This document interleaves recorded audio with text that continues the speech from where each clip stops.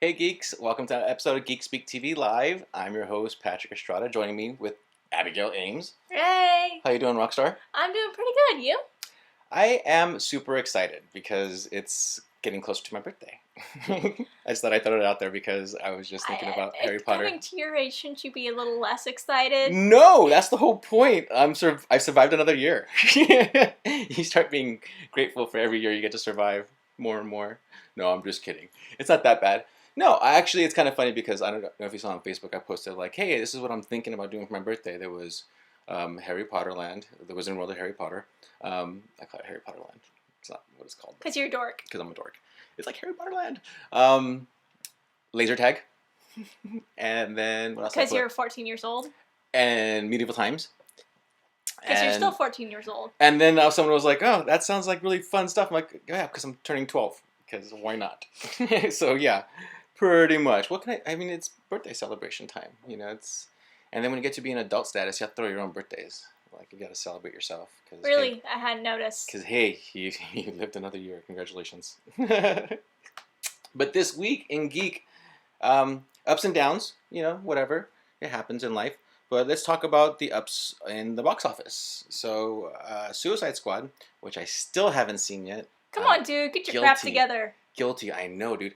Well, I wanted to see the initial hubbub of everything kind of, you know, settle down because, like, Batman vs. Superman was really disappointing to a lot of fans, and then the Blu-ray was super like, you know. I still haven't seen the Blu-ray. I need to get my crap together and see that. Get your crap together, man. No, I'm just kidding. I'm terrible. And then, but Suicide Squad is one of those that I'm gonna see this week, along with the number 2 Sausage Party, which debuted this week. That's Seth Rogen and the gang from all of his movies. I don't know if you guys can Google it or YouTube it, actually. There's a funny thing they did, like a supermarket takeover, where they put a bunch of animatronic fruit all over the supermarket. And so people were going to grab a cantaloupe, and he was like, hey, that's my face! You know, and it was really well done. Like, oh, goodness. Let's kill the people with high blood pressure. I was thinking about that, but what was kind of weird, too, was people were really, like, just went with it. I was like, are these people actors? Or this was in New York, and they just... Oh, New York. Yeah, nobody gives a care. Yeah, but it was like totally like, are these people sane? They just start talking to fruit. Does that happen every day in New York or something? Yeah, New York City, nobody cares. Is it that magical of a place where just fruit comes alive? And there was the funniest one, I think, was the big piece of sausage. It was like a huge, like, half a salami. It was pretty hilarious. But YouTube it's pretty funny. Seth Rogen's doing most of the voices, I believe, in the background, and it's some hilarious stuff. Then up next at number 3 is Pete's Dragon, which I'm kind of surprised Disney usually dominates, but... Yeah, and Sausage Party and Pete's Dragon both debuted this week. They came in second and third to a second week Suicide Squad. Let's see, the money-wise, Suicide Squad made $43.5 million in its second week. Sausage Party only came in at 34, and Pete's Dragon at 21. So that's not that impressive at all for a Disney movie, especially after Jungle Book. Yeah, no, the thing is with Pete's Dragon, I haven't seen nearly as much advertising with it as I have with some of the other Disney movies, now that I think about it. I wonder why. Because I've seen the billboards and the posters all over town. Pete's Dragon, first of all, the movie itself from the 70s isn't like that popular of a Disney movie. Maybe not like the Jungle Book was, because I mean. Yeah, no, I've seen some of the original. It's not particularly impressive, to be frank. It's not. It's the very 70s. It's kind of like the Partridge Family meets Mary Poppins. Kind of. Anyway, Jason Bourne, week number 3 is at number 4. And Bad Moms is still slugging it out there at number 5. I'm surprised that this movie existed. I was like, what is this movie? But I'm starting to see more and more billboards around town, so maybe they're doing a push for that. Speaking of weird billboards I saw around town, not weird, but kind of like it made me feel good. But it caught me off guard to see a 4-year consideration, which happens around Hollywood. A 4-year consideration billboard is part of the process of getting elected, getting nominated for an Emmy. You have to rent out billboards, or Oscars, the same thing. You have to advertise yourself, basically. And I saw 4-year consideration Emmy billboards for Honest Trailers. Oh, that's cool. Yeah, so I love those guys. Yeah, they're hilarious.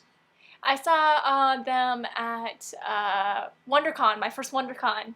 I dressed up as Black Widow, and I had the guy with the awesome voice do the Where the Hell is Our Black Widow movie. That's awesome. If you guys don't know what Honest Trailers are, it's a group of guys, writers, clever. They take movies and they kind of re-surmise a trailer to them after the fact the movies come out, and so they, it's an honest trailer of the movie. It's an honest, you watch it. I don't do it justice. Just watch them. You'll love them. Subscribe to their page, and if you can vote for the Emmys, vote for them, because that would be they're going huge. For short form comedy is what they're going for, which is brilliant. Good for you guys. Golf clap for you guys. Also major drop in this week was the Rogue One trailer, which Abigail just saw for the first time. There it is, playing right there. Right below my chin. Right below her chin. Check that out. We're not going to go big on this one because we don't want Disney to shut us down. Disney will kill us. Nor audio either. Excuse me. But from what you guys can see, if you guys haven't seen it yet, go to the YouTube. And I said the YouTube. Go to YouTube and look up the Rogue One trailer. This one has a lot more about storyline, a lot more character development. You get a lot better of an idea of what kind of film it's going to be.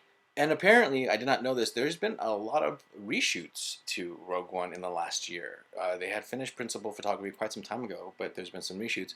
One of the most obvious ones that I saw that I was like, wait a minute, did I see that correctly? Forrest Whitaker's character, he has hair. Like in the original, he was bald.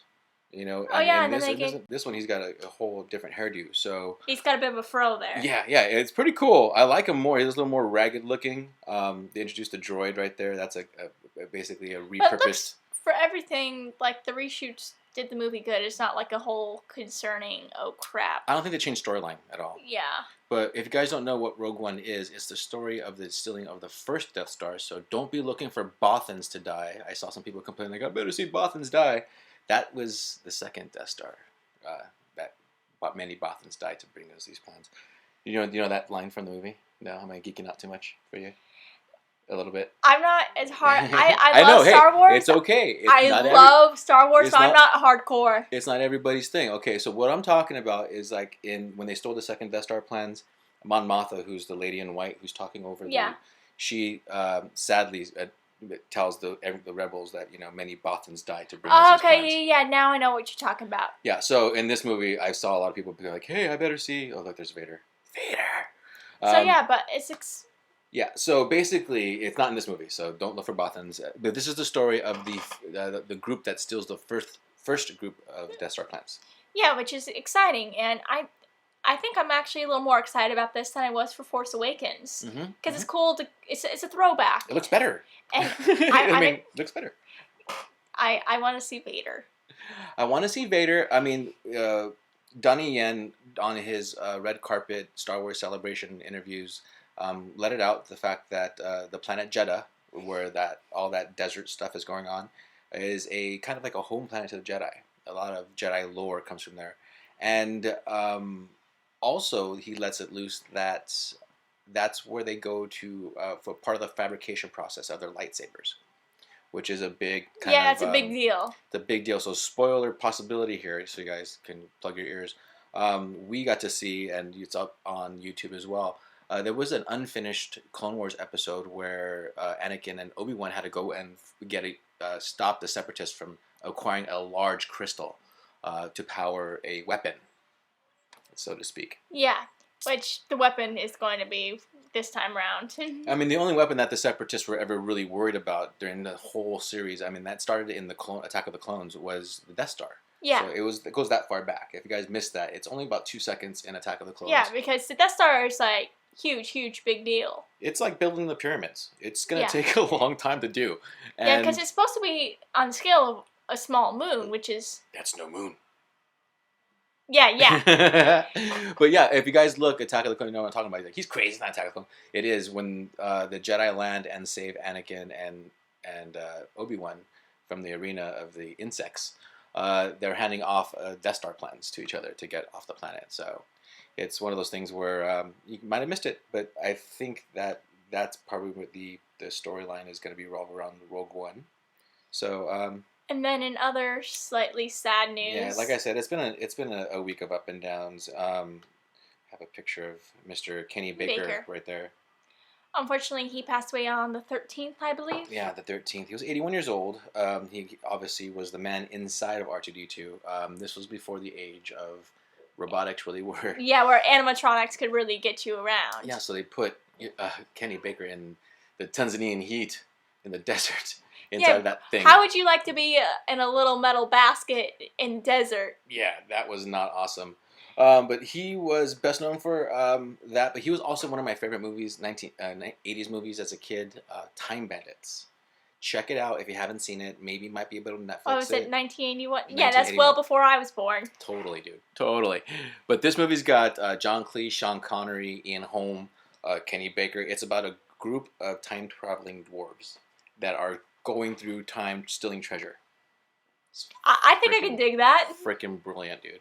It's totally like 80s classic goodness, and Kenny Baker is one of the many dwarves in this group of I think there's 12 of them. But watch it, you'll love it. You won't be sorry. But rest your soul, Kenny Baker. You know, and thanks for being R2.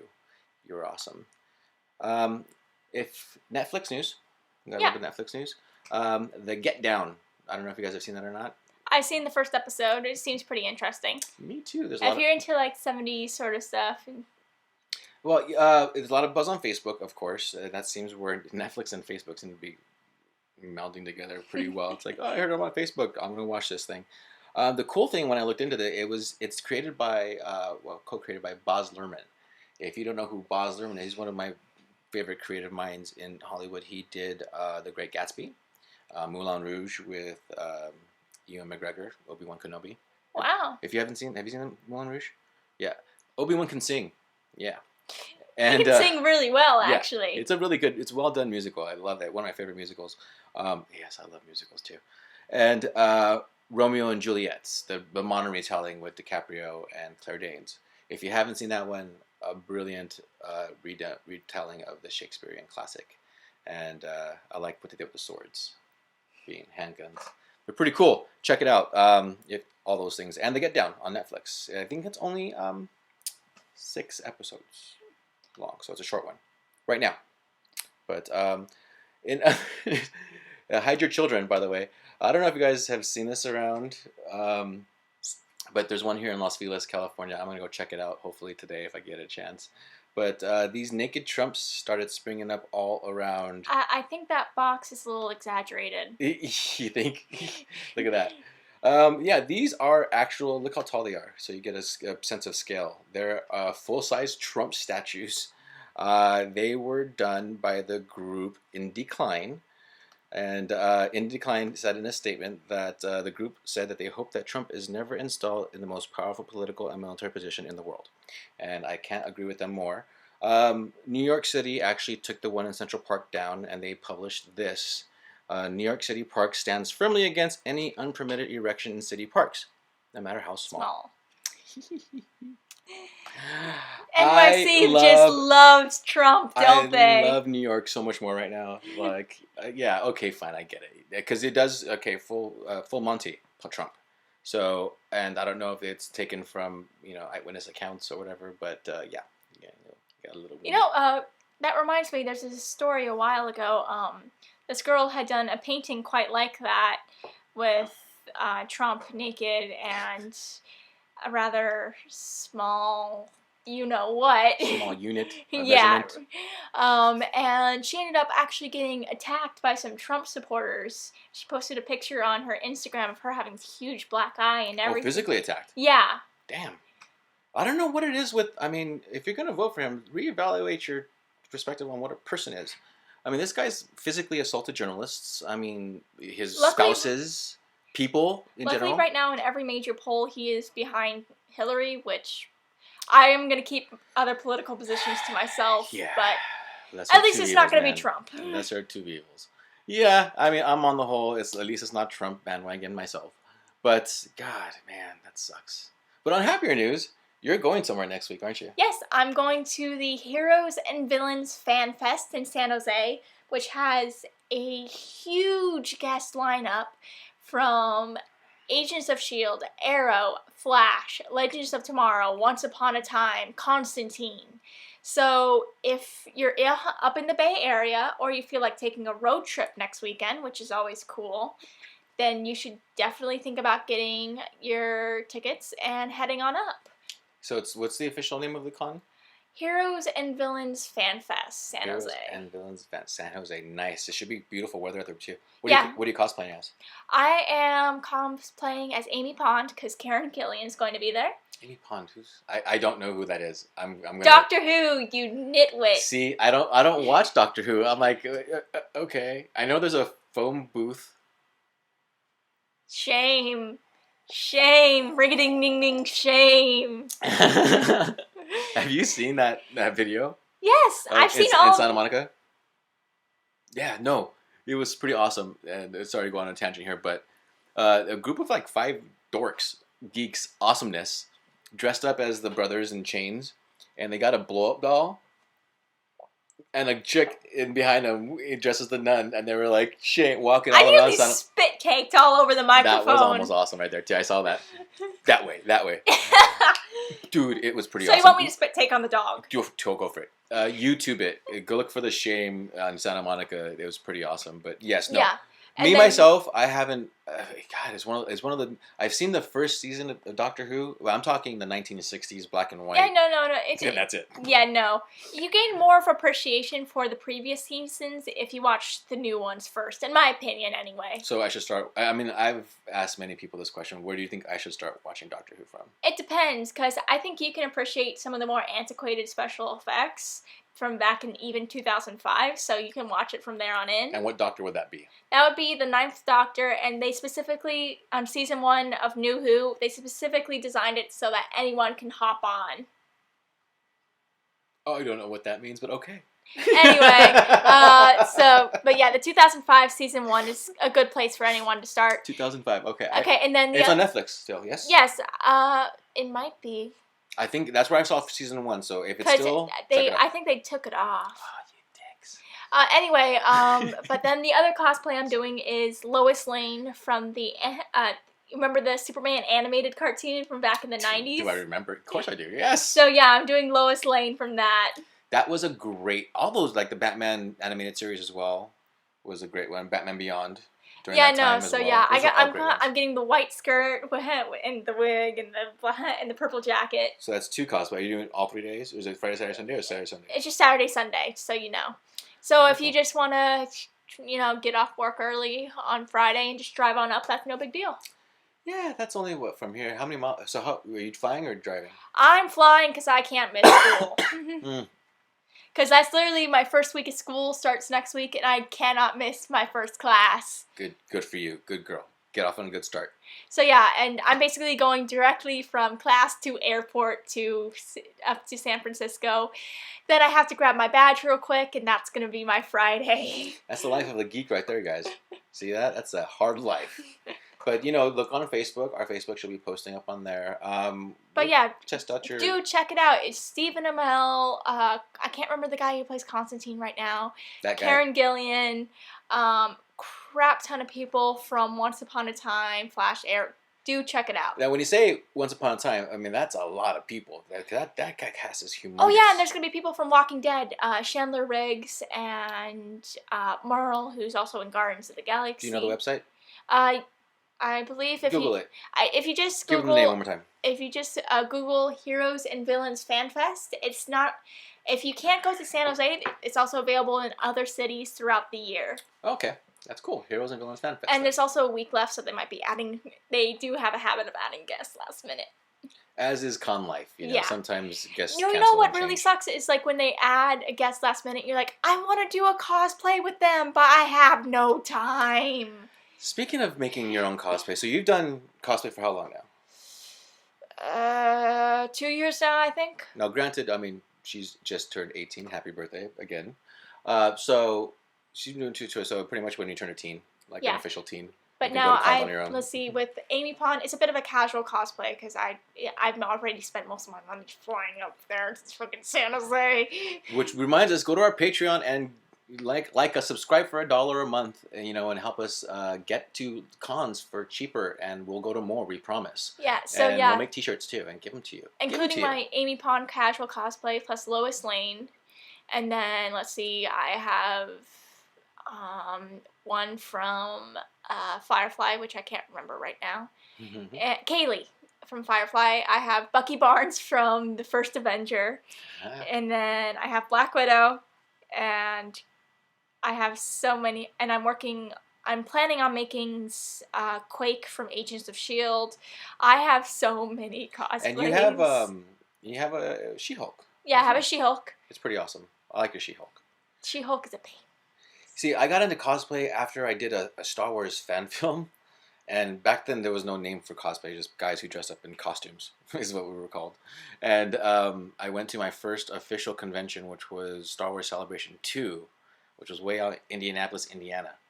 Like, yeah, I flew out. Damn, dude, road trip. I flew out there for that. I was like, what do you want to go to college? Cancun? No. Indianapolis, Indiana.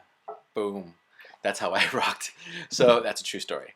Yeah, that was my senior trip for college graduation. And I went out there and I wore my Star Wars Jedi outfit, and, you know, I was hooked after that point. The nice thing is now, Star Wars Celebration, they usually have it in Anaheim, which is not too far. Anaheim, they've had it. Well, it travels. The first one was in Denver, then it was in Indianapolis, then it came to LA. It's been in Anaheim. It's been in England. The last one was in England. So hopefully it'll come back here next year because I want to go to another one. Yeah, please come back because it was a lot. It's a lot of fun. And they just expanded the Anaheim Convention Center. So did they? Yeah, they just finished up renovations, if I remember correctly. Oh, nice. So more space. Awesome. But wherever it is, as long as within driving distance for us right now, that'd be great. Unless we get more Patreon people, come on. Anyway, I have some favorite cosplayers. Do you have favorite cosplayers? Let's see. Some that I should mention are the Trinity All Stars, which are awesome little family cosplay group, and then the cosplay group I'm a member of is Agents of Cosplay. I've seen you guys I've seen them before you were on our staff at conventions. Yeah, we do, and spreading sometimes cosplay positivity. Yeah, and we also do. Many members of that are also members of Kids Can Cosplay, and we do a lot of charity work. We, such as getting ready for school, Christmas stuff, going to homeless shelters, stuff like that. A lot of cosplay groups do that. It's a lot of fun. Like the 501st, for instance, is a huge stormtrooper garrison. And they'll also go to like hospitals and stuff like that. Yeah, and they march in parades and raise awareness for different charities. One of my buddy is part of the 501st. That's him right there. Yes. Mr. Hip Hop. Yeah, you will see him at a bunch of if there's a major convention going on around here. He tries to get there. That's him as The Rock without his trooper on. So he does cosplay other things. He usually has his own booth. Yeah, he does have his own booth, and he does not charge for photos and things like that because he's pretty awesome cool. with that. He's super cool. Yeah, I enjoy him. The 501st is something that I love Star Wars. Absolutely love Star Wars. But I've always been a rebel at heart. And when I looked into joining the 501st, just because it's like the official cosplay, there were so many rules and regulations. I was like, nah. I would totally join and then probably get kicked out, just like a real rebel would. So I'm totally an X-Wing pilot myself, and that's probably the one cosplay I've spent the most years on making myself is my X-Wing. Because I need to make a Star Wars cosplay for I might make like one of the real basic like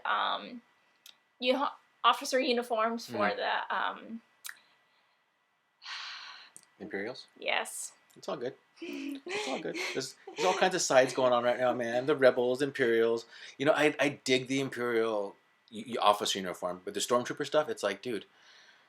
Just the requirements, I was like, that's so many regulations on cosplay. It takes the fun out of it, just for me. I just want something that's inexpensive and doesn't cause me to overheat. And that's one of those things you got to consider your cosplays, because those, I know for a fact, those Stormtroopers have to wear Under Armour vests that cool Yeah, some of them. them have like cooling systems under there. It's not comfortable. It's insane. Like I saw one guy cosplaying as uh, one of the troopers from back in the Clone Wars, Mm-hmm. and holy crap, he had full thing going, and it's just like I was talking like, dude, you must be dying in there. He's like, yep, yes I am. Yeah, it's not a fun thing Commander to be. Wolf is what he was. There Okay. it is. Yeah, Commander Wolf. I remember him. Watch the Clone Wars. It's still on Netflix, by the way. It's easily one of the best. It's one of my favorite Star Wars things. It's pretty awesome. But yeah, with the Rogue One coming out, I'm pretty sure there'll be some new cos. Like, I've always loved the X-Wing. Like, to me, this Rogue One's coming out. I need more X-Wings in my life, and this was perfect.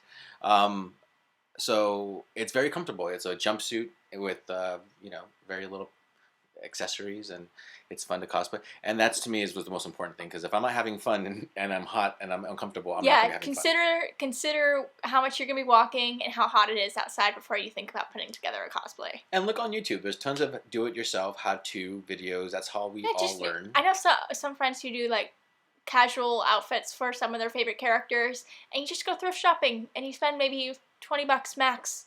Yep. And the most important thing is to have fun, and don't judge other people, and don't worry about being judged.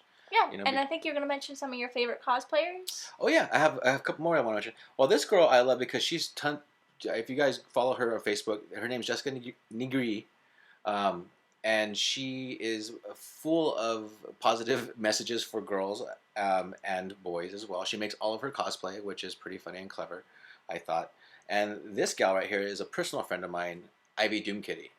Oh yeah, I've seen her at some of the club cosplay stuff. Absolutely, and she makes all of her own cosplay as well, and as does Hip Hop and Jessica, and you can follow them on their Instagram and Twitter. They're pretty active, and Jessica Nigri is at Jessica Nigri, Ivy Doomkitty is at Ivy Doomkitty, and Hip Hop Trooper is at Hip Hop Trooper, and tell them hi. They're pretty cool people. And Hip Hop's one of those guys who, on his own, will go out without the 501st and feed the homeless. I've seen him on the streets driving.